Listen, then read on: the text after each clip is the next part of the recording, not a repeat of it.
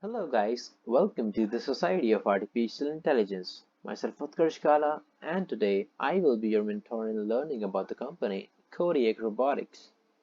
They developed autonomous technology for long-haul trucking. It was founded in 2018 by a group of industry veterans who helped put self-driving vehicles on the road. Kodiak Robotics Incorporated is a startup developing self-driving technology to revolutionize long-haul trucking. It started making its first commercial deliveries with a safety driver behind the wheel. Kodiak also announced it will be supporting its growth testing and flight operations from a new facility in North Texas.